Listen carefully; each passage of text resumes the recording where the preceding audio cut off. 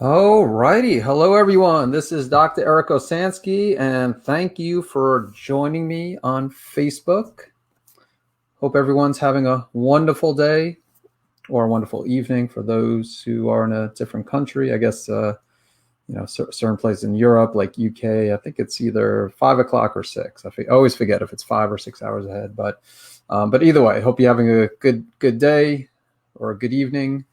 And again, thanks for showing up here. The reason I decided to put together this very, very brief presentation, I must say, is because this is a common question. I figured this for future Facebook Lives, what just future presentations in general, what I might do is just bring up a question as the main topic, just like I'm doing here, and put together a mini presentation. So it's not going to be, maybe it'll be like 5-10 minute presentation, and then just open it up for questions.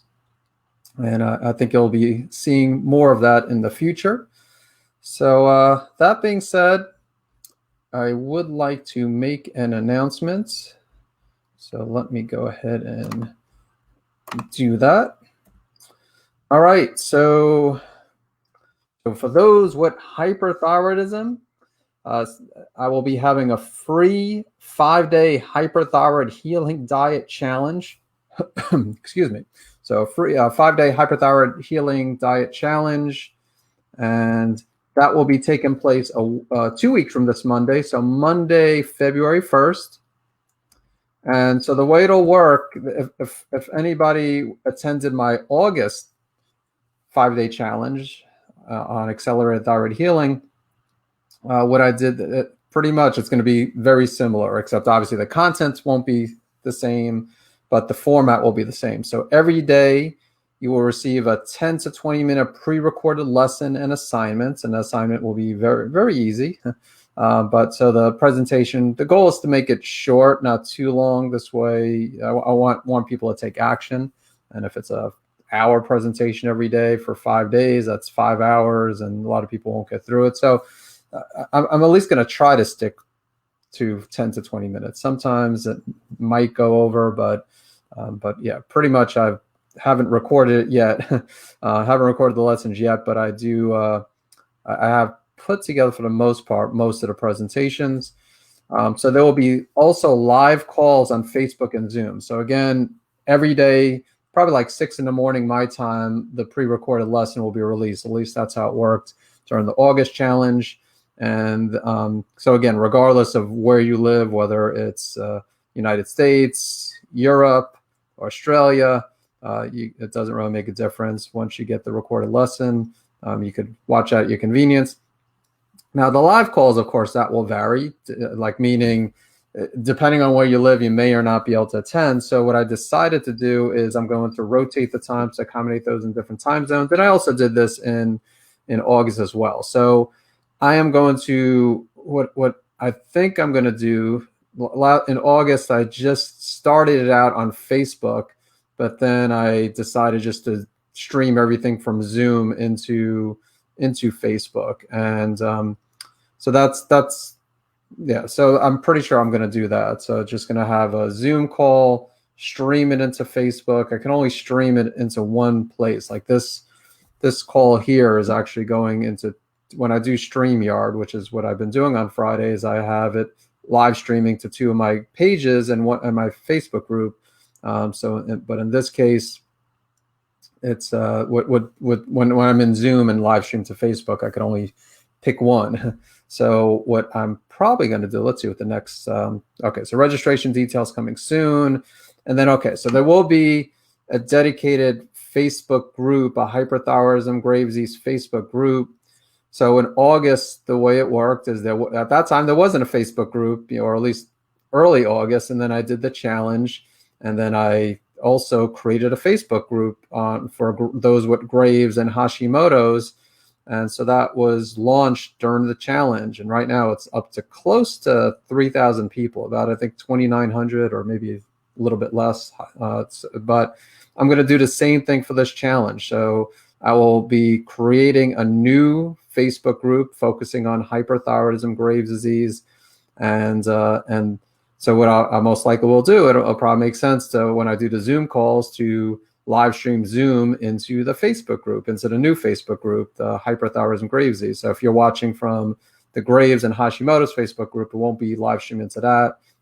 But just, yeah, anyway, so you'll get more information as we get closer, but I don't have like the registration information. Next Friday, almost definitely, I will have that ready for people to start opting in. But again, we have a little over 2 weeks until it starts, so there definitely is time. So anyway, that is my announcement. And all right, before I get into supplements, let me just go back to StreamYard here and just make sure everything is working okay, and it looks like it is. All right, so if anybody, I'm gonna, again, this presentation will be short, so if you have questions, definitely feel free to type it in, or if you want to type in the comments where you're from, where you're watching this from, of course, feel free to do that. Love to hear where people are viewing this from. But again, you could start asking questions, and because after this, I will be answering questions for those who have questions. And if there aren't questions for any reason, I will call it a day. But usually there are some questions. All right, so bugleweed. So bugleweed is what I took when I was dealing with Graves. 2008 is when I was diagnosed. And so a lot of people will take antithyroid medication, and that's perfectly fine. You want to be safe. So I never tell people to stop taking medication and to switch to bugleweed.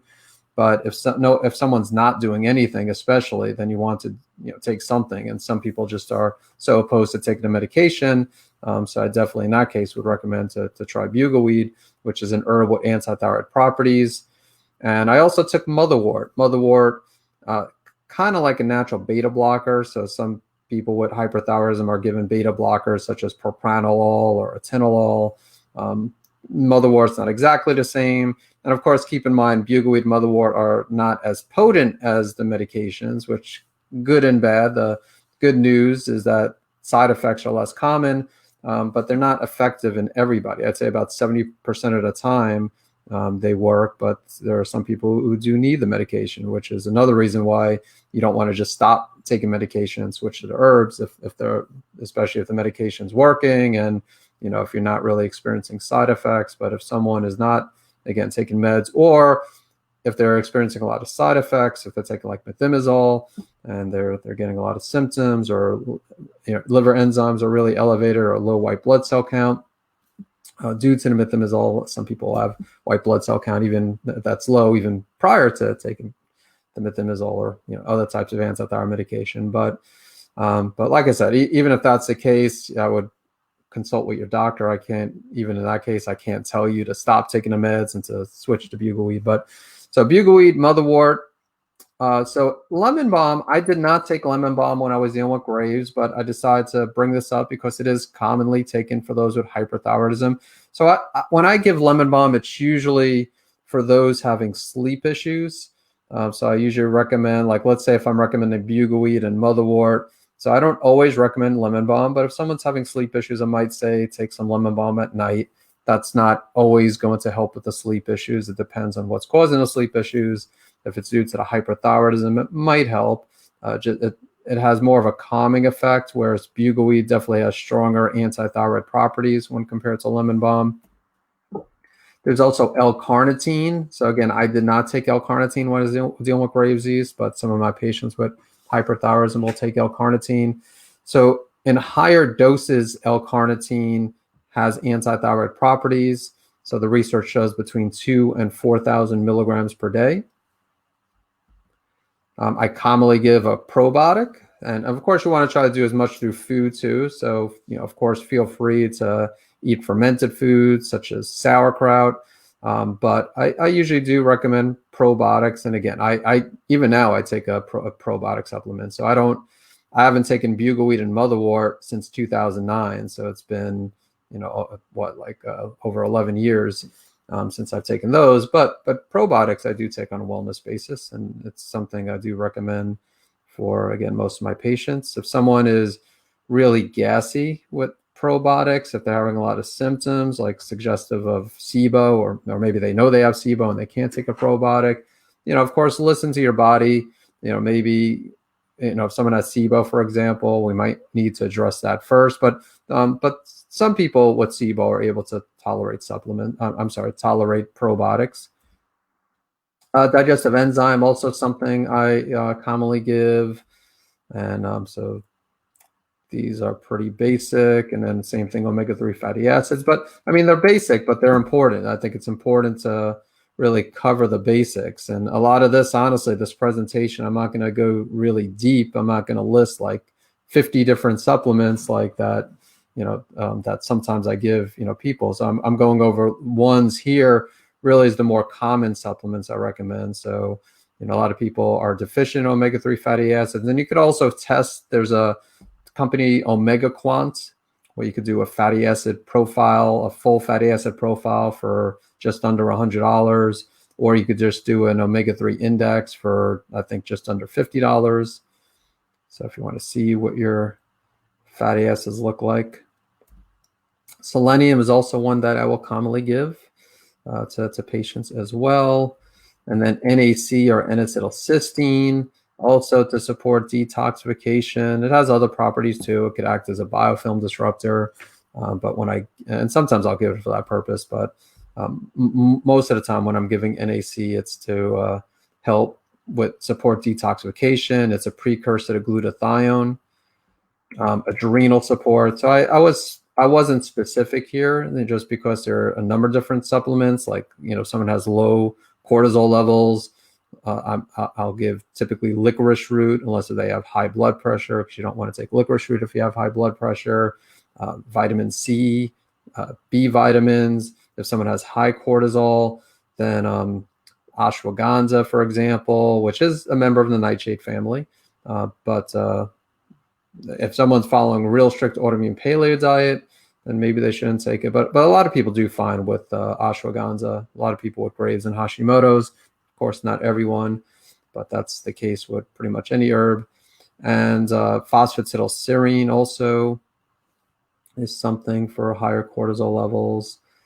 And so this is an incomplete list. I mean, this is pretty much all that I listed here, but and again, I don't recommend all of these supplements to every single patient. And then there are supplements that I didn't list that I do recommend to patients. So the next question you might have is, how do I determine which supplements someone needs?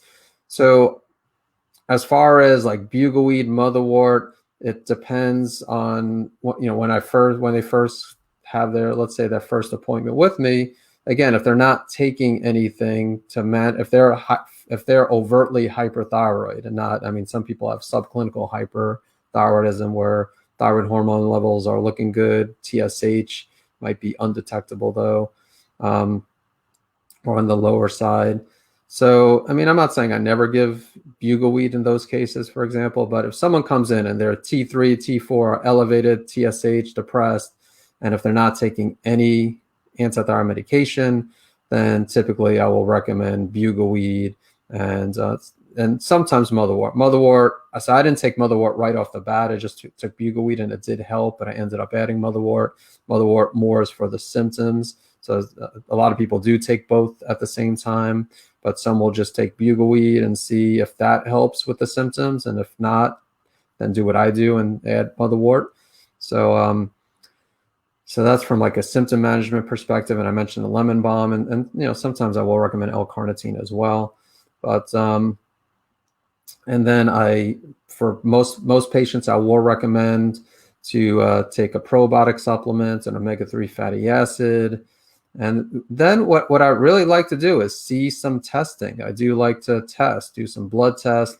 I like to do adrenal testing to determine if someone needs adrenal support, and if so, what type of adrenal support. I do like hair mineral analysis testing. I don't rely on it completely for minerals. I like to also look at blood testing for that. And then also hair testing looks at heavy metals. Again, definitely not a perfect test. And sometimes I will recommend other tests such as a comprehensive stool panel or organic acids test. I try to be, I'm more conservative with testing. I do like testing, but I'm not going to just recommend like $1,000 or $2,000 worth of tests just, for everyone, which some practitioners do, and I'm not criticizing those who do that. That's just their approach. With testing, it is challenging because you could do too much testing, and then of course cost the patient spending more money than they need to be. But then also you could do too little testing and not find everything. So I try my best to use the case history to determine the testing, and then based on the testing, the imbalance is present. That's when I'll typically recommend additional supplements. And again, try to, I do recommend supplements, and I take supplements, but I try not to go too crazy with the supplements either. And again, as far as which supplement should you take, so this, again, it depends on the person. So I can't, the purpose of this presentation wasn't to, like to tell you specifically what you should take, but just to give you an idea of what I recommend. And then, and some of the general support. And again, bugleweed and motherwort, just to clarify, I wouldn't really classify those as general support, because that's specifically, well, motherwort, you could say, is if someone's having palpitations, like if someone, let's say, is taking methimazole, or PTU, and they're still experiencing cardiac symptoms. Now, again, maybe they're just not on a high enough dosage of the antithyroid medication. But in that case, I might put them on motherwort. So again, even that, it's not really a general supplement, but so it's more based on the symptoms. And bugleweed, definitely, I base it on the thyroid panel. So again, even though I listed that I listed a few others like NAC. I do like to see the results of the hair test, but it is something let's face it, we live in a toxic world. Most people could benefit from supporting detoxification pathways. But as far as specifics, as far as adrenal support, or, does someone have like H. pylori, and do they need to follow a protocol for H. pylori or parasites? There's many different supplements. Again, I can't tell really anybody specifically what you should take. And the same goes with most practitioners, it's because everybody is different. So, but I just wanted to put this together and see what questions people have. So if you have any questions related to not necessarily just supplements, but just hyperthyroidism in general, again, you'll see the theme for this month will be more focused on hyperthyroidism, Graves' disease, just because I'm having that challenge, which, let me bring that up for anybody who trickled in late. Again, having a free 5-day hyperthyroid healing diet challenge on Monday, February 1st. And again, every day you'll get 10 to 20 minute pre-recorded lesson and assignments. There'll be live calls on Zoom that's live streamed into the new Facebook group that I'll be creating that's focusing on hyperthyroidism. And the live calls, I'll be rotating times to accommodate those in different time zones. Again, registration details are not out yet, but they should be by the time next week comes. Next week, I'll be doing another one of these live calls. I'm not sure what time. That last week I did it at 12. Today I did it at 12, just because last week I had an eye doctor appointment at 1:30, and then I have something else today at 1:30. Usually I prefer doing it a little bit later, like 2 or 3 o'clock. I just couldn't do it last week, and I couldn't do it today. But next week, I think I'll be okay to do it a little bit later. So I might next Friday do it at 2 o'clock. And but let's see if there are any questions on StreamYard. Okay, we got some questions coming in. So let me take a quick sip of water.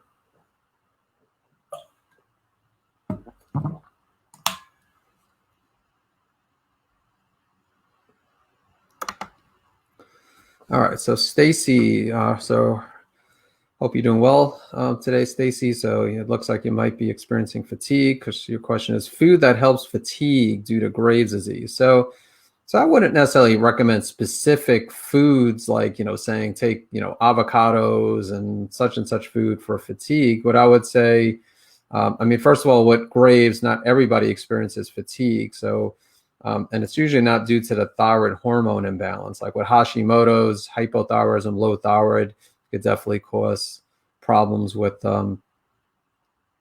with fatigue, with energy levels, with like when I dealt with hyperthyroidism, Graves, I can't say I was fatigued. I actually felt okay from an energy standpoint, even though my adrenals look pretty bad. So adrenals could be one issue, and then nutrient deficiencies could be another issue, inflammation. So I would focus on doing, if you want to, and Stacy brings up a good point. Maybe she might have not been trying to bring up this point, but the reason I'm having a hyperthyroid healing diet challenge is because you really want to try to do as much through food as you can. You don't want to just load up on supplements. Again, I brought this up. This topic was because we get a lot of people asking about supplements, so I figured I'd put the presentation together. But the goal of the challenge is really not to talk much about supplements, but focus on diet. And again, some people do need more than diet alone, but anyway, so I of course would focus on eating whole, healthy foods, which hopefully you're doing. Just good amount of vegetables, lower carbohydrates. So like it's very common for people that I work with, or just people in general, to get like afternoon fatigue because they're eating too many carbohydrates. So I'd eat more of a low carbohydrate diet. Doesn't mean it needs to be like ketogenic, which is really low carbohydrate and higher fat. That is an option, but definitely would keep the carbohydrates below 200 grams per day. Some people do need to go lower, and of course, avoid refined foods. Even the fruit. I spoke with one of my patients yesterday. She, we were going over her test, and her hemoglobin A1C was on the higher end. And so we were talking about fruits. Just she loves fruit, which a lot of people do. I prefer fruit over vegetables, but I eat more vegetables and fruit just because I know it's healthier. And so when I'm a big smoothie person, so I'll stuff my smoothie with veggies and add a little bit of fruit, usually like half a cup, sometimes just a quarter cup of berries, and that'll be my fruit. And usually that's my fruit for the day. And I'll eat vegetables outside of the smoothie. I don't just rely on the smoothie, but yeah. So just like I said, if you want, I would say, I mentioned avocados earlier, which is a type of fat. So eating like healthier fat might also help too. But the big thing is avoiding the higher carbohydrates. And even if you're following, if you're familiar with like autoimmune paleo, and some people could still eat a higher carbohydrate. They could eat, like sweet potatoes, which I'm not saying not to eat sweet potatoes, but sweet potatoes and cassava, and just, veggies are also a source of carbohydrates, but they're still lower carbohydrates. So just like, again, low carbohydrate, low sugar, healthy oils, like doing things to make sure that there's not trying to reduce inflammation in your body. So healthy oils like olive oil, coconut oil, avocado oil,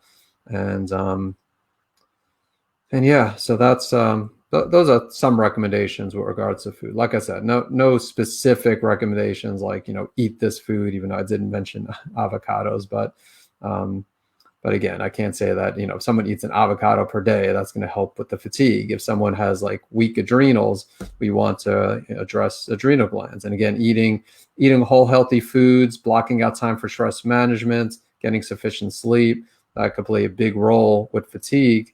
But again, sometimes we do need to dig deeper. Some people have like gut infections or stealth infections like Epstein-Barr, Lyme disease.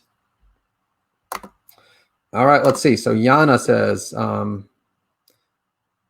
okay, so I guess you meant to say I had hyperthyroidism, but now you're healed. All right, so that's great, Yana. Glad that you healed. Now, one thing I will say, because we get a lot of people will say, well, if I'm in remission from hyperthyroidism, remission from Graves, but remission, they might just be focusing on the thyroid panel, like TSH, free T3, free T4. Maybe someone took antithyroid medication, or maybe even a natural approach, and the numbers are better, but you also want, especially like for Graves, you want the antibodies to be normal, the thyroid stimulating immunoglobulin. So So hopefully if you have, I don't know if you had just hyperthyroidism, like if you had non-autoimmune hyperthyroidism, but if you happen to have Graves, you definitely want to make sure those antibodies are negative. All right, let's see. Jennifer is next. All right, so I believe I have Lyme disease, more specifically Bartonella. So, okay, so after I was ill, my thyroid got all out of whack. It first went hypo and now it's hyper. Have you heard of this happening? If so, do you have any supplement suggestions for that? I'm on methimazole since September, but it's not helping. I am on 5 milligrams per day. My TSH is undetectable. So, yeah, so I don't know if you know my story. I was diagnosed with chronic Lyme in 2018, so about 2.5 years ago. And I also had Bartonella too. So, what I did, I did a few things. So, what I did, I did ozone therapy and UV light just because I panicked with Lyme. And, with Lyme, at least back then, my perspective is a little bit different now, but with Lyme, my perspective at the time was, it's debilitating, which it could be. And I was just concerned that I would, become debilitated where, just, unbearable pain and fatigue. And I'm not sure if you're in that situation, Jennifer, but again, a lot of people are not. Some people are. And that's where you hear some of the horror stories. But so I did UV light and ozone, but I also did homeopathy, and I did homeopathy, and I did herbs. And so one of the herbs, the company that I used was Green Dragon Botanicals. And that's more specific for Lyme disease. There's a herbalist, Stephen Buhner, and he's written a few books, and real good resources books. He talks actually a lot about supplements, but the Green Dragon Botanicals, that was based off of Buhner's recommendations. And so I took that, and I take a maintenance, like a wellness supplement from Green Dragon Botanicals. I've been taking that for a while.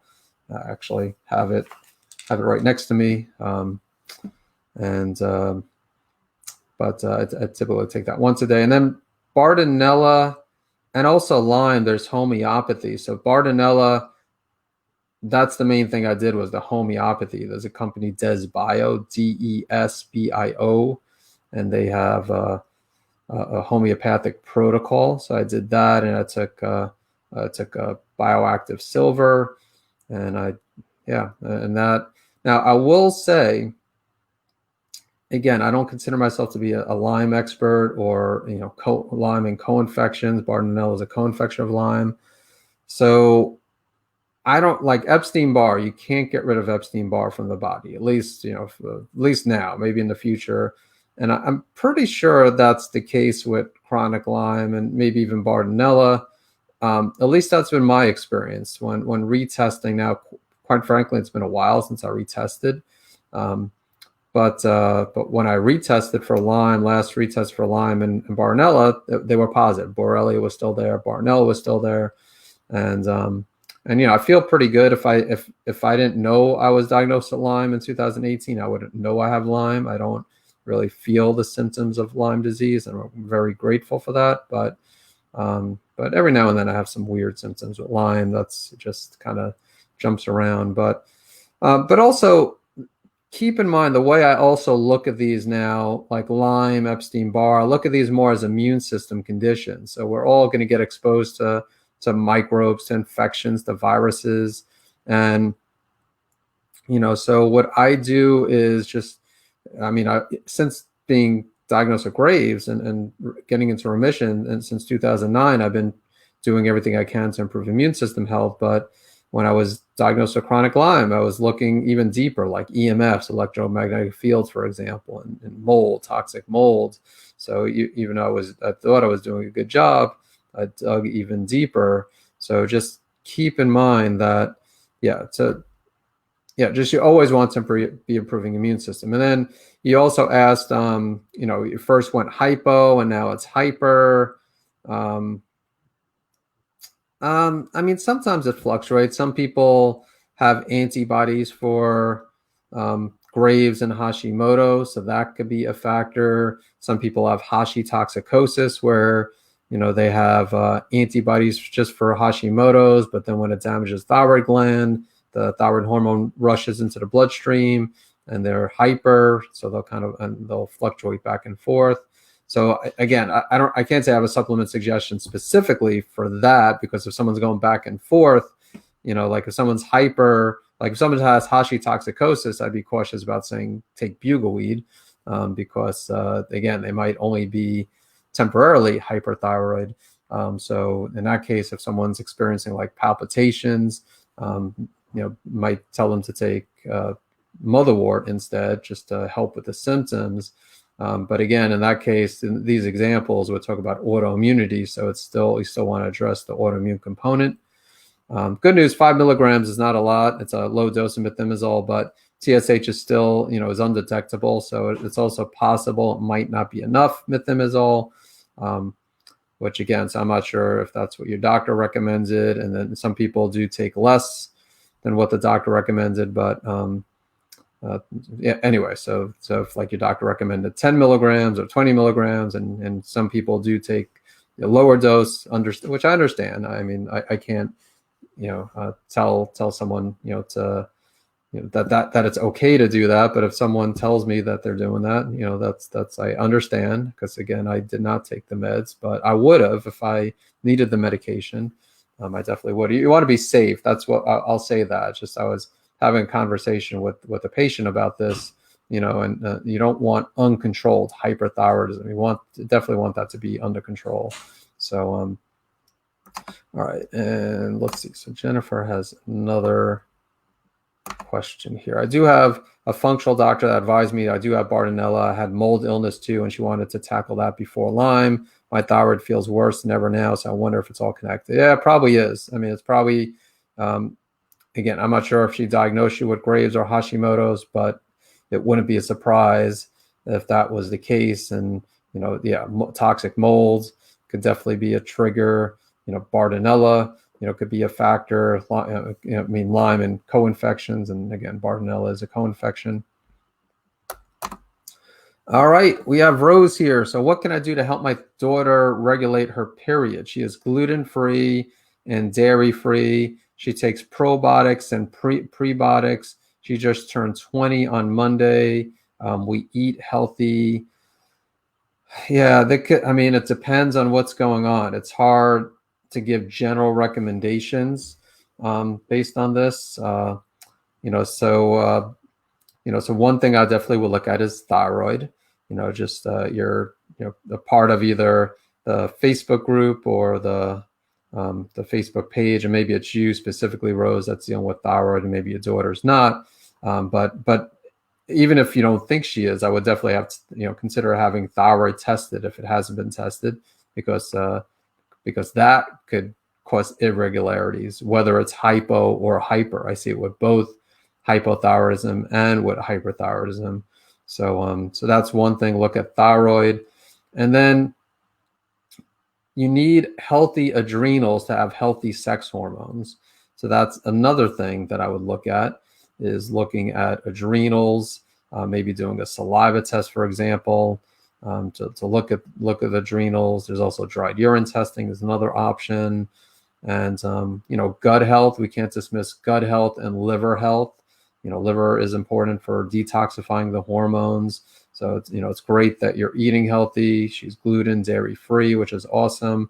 But in some cases, like even if you're doing, genetics do play a role with someone's toxic load. So some people might be eating healthy, but the genetics might be causing problems with clearance of toxins. So doing things to support detoxification. Of course, you want to do as much through diet as you can. But some, like I mentioned, the NAC, N-acetylcysteine, that I commonly recommend is, so that's, yeah. So anyway, supporting detoxification. So healthy adrenals, healthy thyroid, healthy adrenals, healthy gut, healthy liver. Those are, of course, nutrient deficiencies. I mean, there's a lot of different things, but those are like 4 big areas I would look into.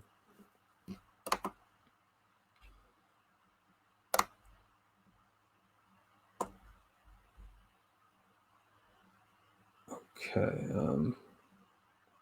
Just I'll skip down here. So so she does have Hashimoto's and doesn't take medication. So yeah, if she doesn't take medication, again, and again, I'm not saying to, for her to take medication, but it depends. If someone is, having if her TSH is above optimal, that could be a factor. There is a time and place for thyroid hormone, and there's desiccated thyroid if someone doesn't want to take, synthetic. Of course, there's desiccated. It still requires a prescription, even though there is a company, Thyrogold, where you could get it without a prescription. Now they're on. Last I heard, they're on back order, but yeah. So that is important. And then again, like I said, the other areas: adrenals, gut, liver. Okay, I'll get to you just in a sec, Melanie. Just Jennifer, thank you. Yes, doc recommended that dose. Okay, the 5 milligrams. Okay, of the methimazole. Okay, so again, I'm guessing the thyroid hormone levels are looking good, or maybe even on the lower side if he's telling you to stick, or if he or she is recommending for you to take such a low dose of methimazole. But all right, and if there's any other questions, let me know. I will stick around until like 1 o'clock. If necessary, I won't just hang out if there's no questions. So it's 12:36 my time, but yeah, if you have questions, definitely type them in. Let me take another sip of water.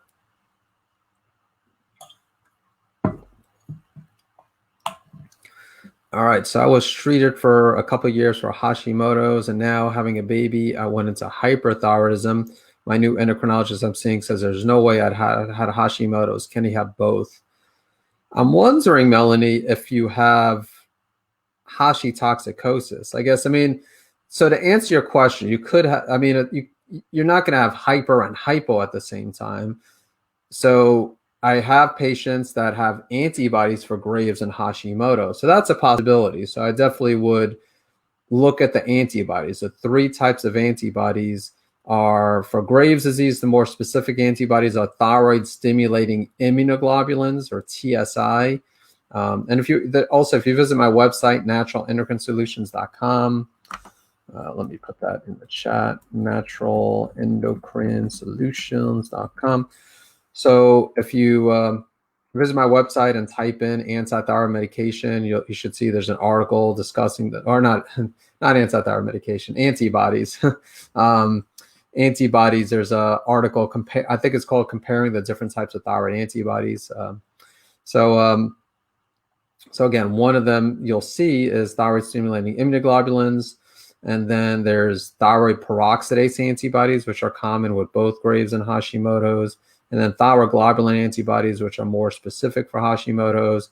So let's say if you have all 3, or if you have thyroid globulin and TSI, thyroid stimulating immunoglobulins, then that's telling us that you have the antibodies for both Graves and Hashimoto's. If you, let's say, yeah, I disagree as far as saying there's no way you had Hashimoto. So I definitely don't agree with that. But I'm thinking either you have the antibodies for both and you had Hashimoto's, but now you have Graves. But another possibility, since you mentioned now after having a baby you went into hyperthyroidism, it sounds like postpartum thyroiditis. And postpartum thyroiditis, it's not Graves, it's essentially Hashimoto's. But what happens is, I mentioned before, like Hashitoxicosis. So it's kind of like that, where the immune system is damaging thyroid gland, but it's the thyroid hormone is flooding the bloodstream. And so the person is presenting with hyperthyroidism. Like if you look at a blood test, it will definitely be hyper, and the person will be hyper, but it's typically temporary. So you might want to also check out the article that I have on my website, Hashitoxicosis. So the antibodies one, comparing the different types of thyroid antibodies. And then I forgot to post that. So here's my website for those who are not familiar with it. So yeah, if you do test antibodies and thyroid stimulating immunoglobulins are negative, but you're positive for Hashimoto's, then it's probably postpartum thyroiditis, Hashitoxicosis. if you have antibodies for Graves and Hashimoto's, then you have both. You have the antibodies. Right now, it's predominantly Graves. It sounds like if you have those antibodies, but that would explain also why you were diagnosed with Hashimoto's and underwent a treatment plan, but now you're more hyperthyroid. So I hope that makes sense.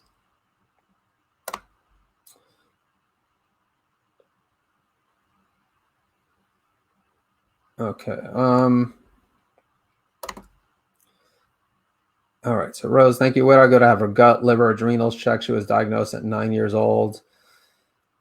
So, I mean, I would say, I do remote consultations, but there's a lot of practitioners, especially what everything that happened in 2020, a lot of practitioners that do remote consultations, and there's more so that work with Hashimoto's. I mean, with Graves, hyperthyroidism, there's, it's more challenging finding a natural healthcare practitioner, but it shouldn't be a problem finding a practitioner. And also, you might want to, if you haven't already, anybody attending this who has Hashimoto's, check out my book, Hashimoto's Triggers.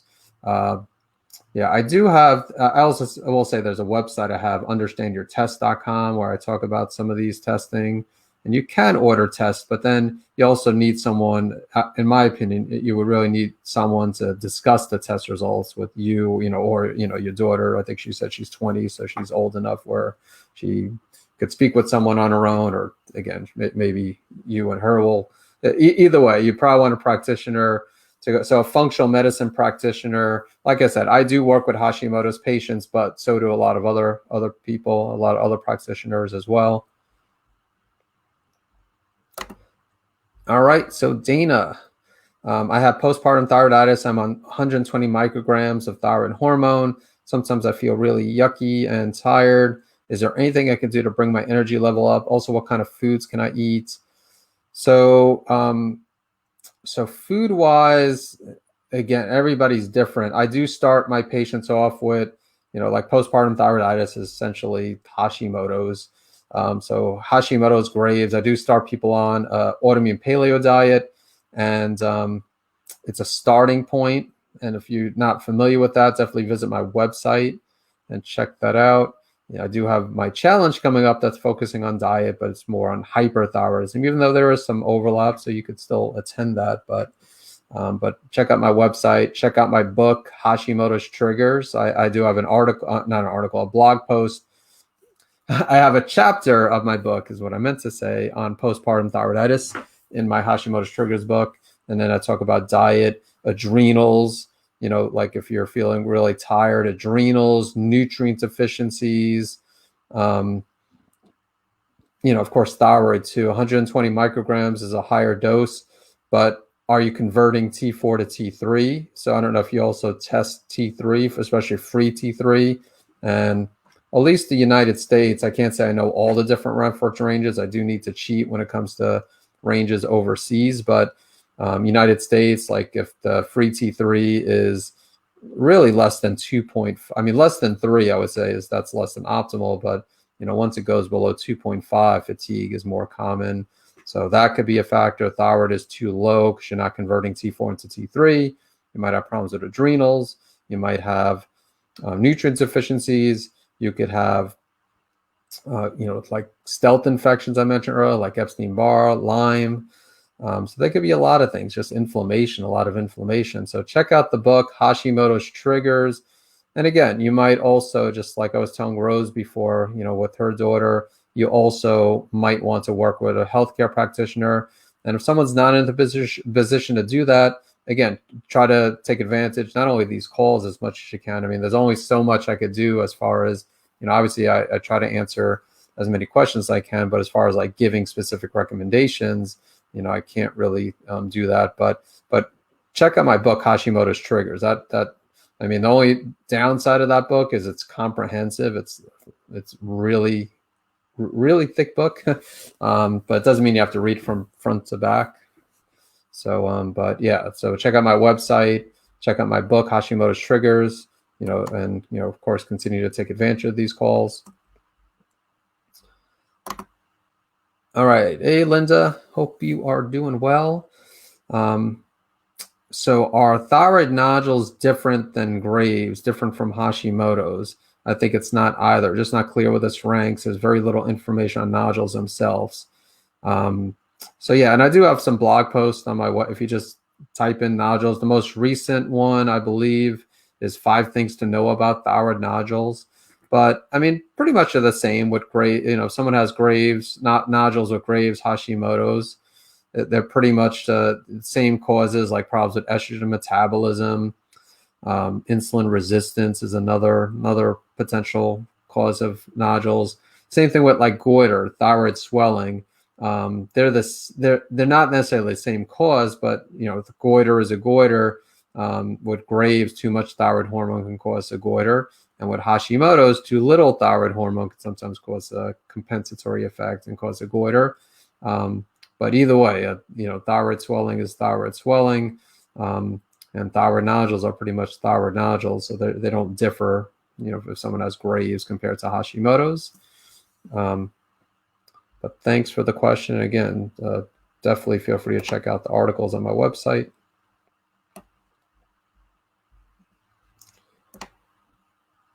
All right.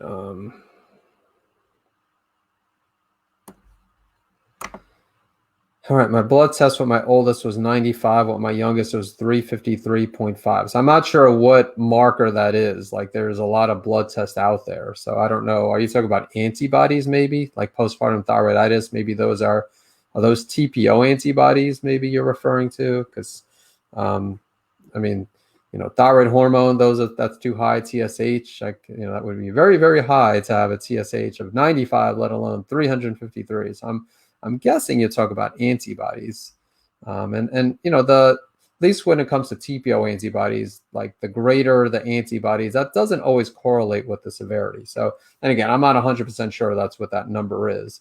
So when you say blood test, yeah, there's again a lot of blood tests out there. All right.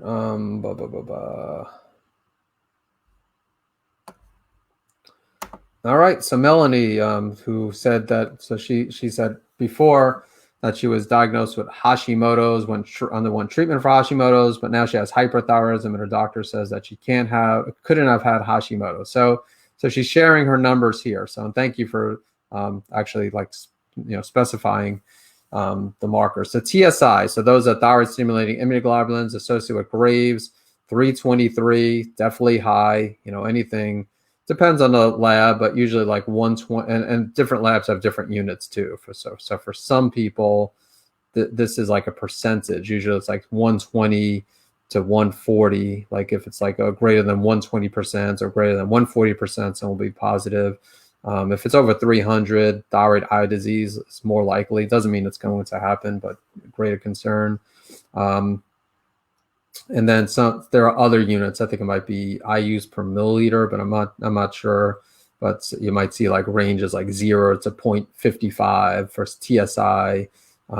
This is not that range. And just to let some people know if they have that range, and they might be like, what, 323? That's like crazy high. But again, different. Yeah, unfortunately, you can't really compare the two ranges. But so TSI, so we definitely have antibodies for Graves. So yes, you do have Graves. And then TPO antibodies. So again, if someone has elevated TSH in the presence of TPO antibodies, now again, I don't diagnose like conditions. I'm not a medical doctor, but that is diagnostic of Hashimoto. So if you go to a medical doctor or endocrinologist, and if you had, let's say a few years ago, your TSH was elevated and TPO antibodies, you know, were elevated, then yeah, that's Hashimoto's. They're going to diagnose you with Hashimoto's. You might also want to test anti-thyroid globulin antibodies as well and see, you know, if that's positive, then no doubt. I mean, with Graves, I will say a lot of people with Graves have TPO antibodies. So just having the TPO antibodies isn't diagnostic of Hashimoto's, but if you had the elevated TSH with TPO antibodies, then again, yeah, either way, the TPO antibodies, so where the TSI, when you have thyroid stimulating immunoglobulins, that means that immune system is stimulating the TSH receptors, causing hyperthyroidism. TPO, thyroid peroxidase is an enzyme important for the production of thyroid hormone. So if someone has an immune system that's damaging that process of the thyroid peroxidase, the production of thyroid hormone, then that will lead more towards hypothyroidism. So yeah, to me, I think your current doctor just maybe doesn't have a whole lot of experience with Graves and or Hashimoto's, and because it's definitely possible for someone to go, I mean, maybe not back and forth every single day, even though with Hashitoxicosis that could happen, but again, yeah, it wouldn't be, and definitely wouldn't be a surprise to have Hashimoto's and then a few years later, to have Graves if you have both antibodies. All right, Melanie, you are very welcome. All right, so Dana, can't lose weight, it sucks. All right, so that was actually so that number from Dana, wow, that was the TSH. I don't know if I've seen a TSH 353. Again, 95, like high double digits, I've seen, rare, but a TSH of 353. So it sounds like, so if your TSH is that high and you're taking, I think you're taking 120 micrograms of thyroid hormone replacement, levothyroxine, let's say, and your TSH is still high. So yeah, you either have problems converting T4 to T3, or there's a condition called thyroid resistance, which is, if you visit my website, again, naturalendocrinesolutions.com, there's an article where I talk about thyroid hormone resistance, where kind of like insulin resistance. With insulin resistance, you have too much insulin, but it's not entering the cell.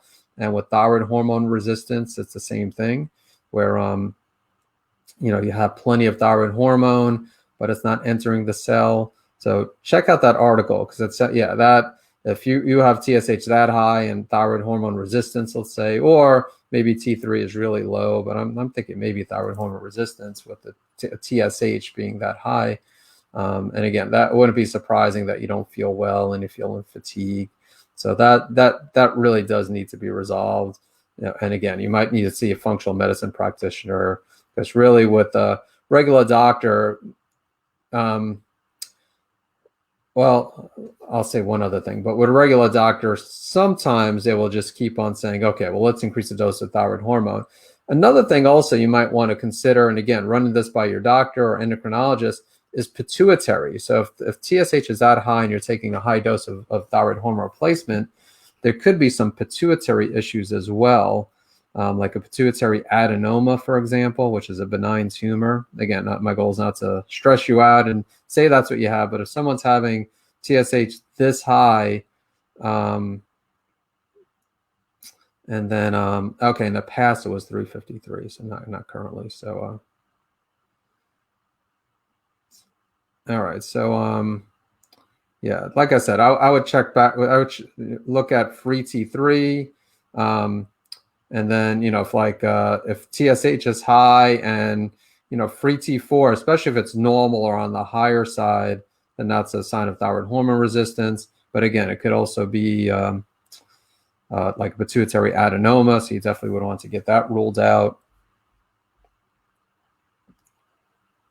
All right, and Rose says, thank you so much. You are welcome. Thank you for your question, as well as everyone else. All right, hey, Elizabeth,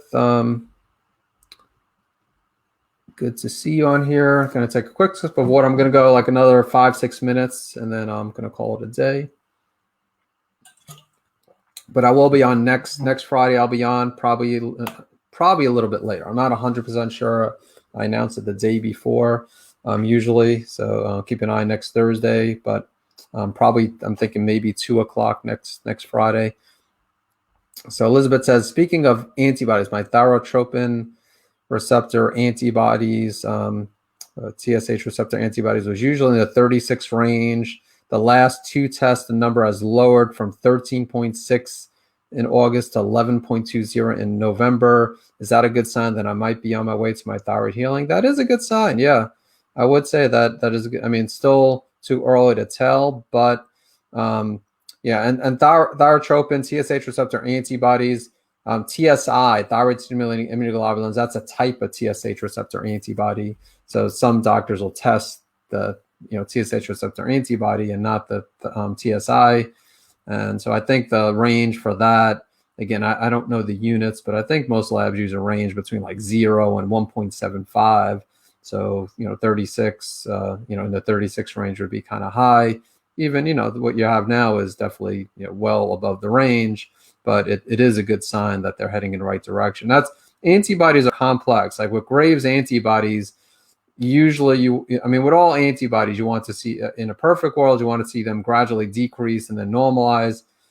With TPO and thyroglobulin, it's not always that simple. A lot of times they seem to fluctuate a lot more than Graves' disease antibodies. So Graves' disease antibodies, this is a good sign, and it wouldn't be surprising if they continue to decrease until they normalize. But with TPO antibodies, I wouldn't get too excited because, again, depends on the situation, of course, but I do want to see them decrease. But sometimes like I said, sometimes we see it like decrease and then increase, but like I said, it depends on the person. So, all right, any last questions? I'm good for another like 3 or 4 minutes. If there's like one last question or two, I could answer them. If not, I will call it a day. And again, just let me stop this here so you could see, for those, if you trickled in late, Monday, 2 weeks from this Monday, February 1st, I'm having a 5-day hyperthyroid healing diet challenge where, again, similar, if anybody attended the August 5-day challenge, that was on accelerated thyroid healing. That was for, it's going to be similar format. So every day there'll be a pre-recorded lesson and an assignment. And so you could watch those at your convenience. And then I'll be doing a live call streaming from Zoom into the newly formed Facebook group. It hasn't been formed yet, the hyperthyroidism group that I will be forming. So it'll be live streamed into that group. So you definitely will want to join that group to participate in the challenge. For those on Facebook, for those who are not, they could just go participate on Zoom. And again, I'll rotate the times to accommodate those in different time zones. Probably we'll have it during the day, like around this time, like 12 or 1 o'clock. And then probably like 1 o'clock, I think. We'll see. I have to look at my schedule. But then at night, it'll probably be like 8:30 at night. I think last time I might have done it at 9, which is a little bit on the later side for me. So 8:30 works. Still kind of late, but a little bit better. And all right. Well, there are no other questions, so I am going to call it a day.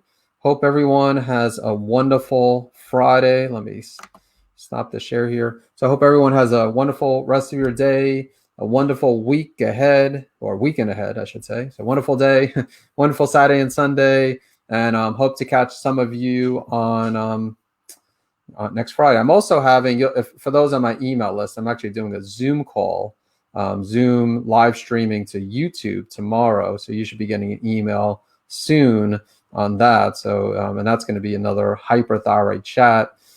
So again, if you're not on my email address, visit my website, naturalendocrinesolutions.com, to sign up.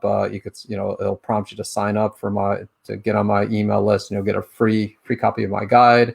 And then by being on this list, you will, again, get email alerts. And so I'll be having a few Zoom calls as well. So this, like I said, this month is hyperthyroid month to, as we get closer to the hyperthyroid challenge. So I'm doing a live now, and then I'll be doing another live again, Zoom to YouTube. So today is the Facebook, but for those who are not on Facebook, I'm doing one on Zoom, and then also live streaming onto my YouTube page. And all right, you are very welcome, Elizabeth. Again, thank you for your questions. Thank you, everyone. Thanks everyone for your questions. Appreciate it. Appreciate you showing up. And again, have a wonderful day.